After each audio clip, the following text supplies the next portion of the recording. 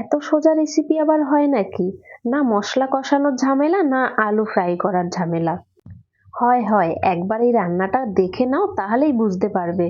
এত ইজি রান্না। আর এটা বাংলাদেশী রান্নার মতো আজকে রান্না করব। আলু আর টমেটো নিয়ে নিয়েছি, একটু লম্বা-লম্বি ভাবে কেটেছি। আর টমেটোটা একটু কাঁচা ধরনের নিয়েছি।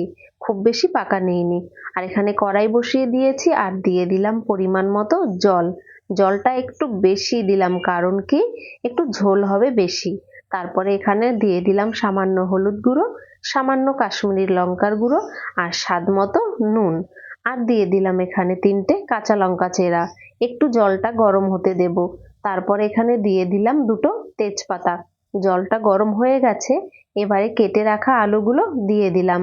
একটু জলের সঙ্গে নাড়িয়ে দিয়ে এবারে ঢেকে রান্নাটা করে নেব যতক্ষণে না আলুটা 50% সিদ্ধ হয়ে যায়। এত সোজা রান্না কিন্তু আগে দেখোনি, আর হয়তো খাওনি। একবার কিন্তু ট্রাই করে দেখো, খুব অসাধারণ খেতে হয়। তারপরে আমি 5 মিনিট পরে ঢাকনা তুলে নিয়েছি। আলুটা প্রায় 50% সিদ্ধ করে নিয়েছি। এবারে কেটে রাখা টমেটোগুলো দিয়ে দেব। টমেটো আর আলু একসঙ্গে দিলাম না, কারণ টমেটো আর আলু একসঙ্গে দিলে আলুটা সিদ্ধ হতে চায় না।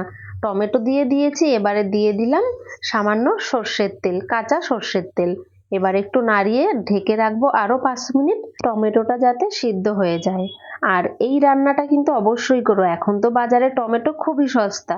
আর এই রান্নাটা একটু টক টক হয় তো বেশ গরম ভাতের সঙ্গে কিন্তু দারুণ লাগে, আর কিছু দরকারি হয় না।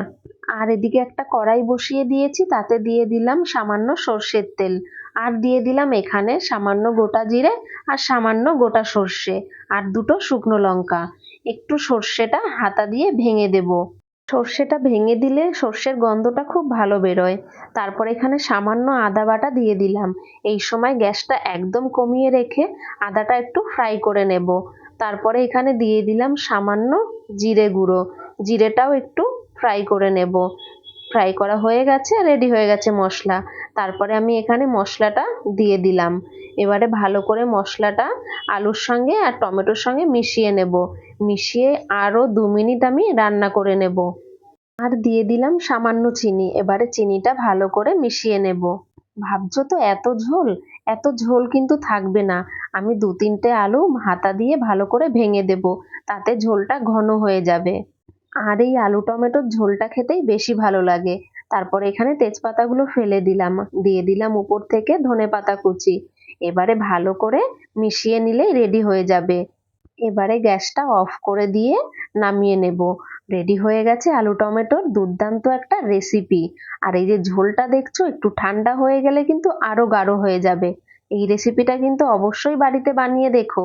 এই শীতে খেতে কিন্তু দারুণ লাগবে। তাহলে এখানেই ভিডিওটা শেষ করছি, আবার দেখা হবে নতুন কোনো ভিডিওতে।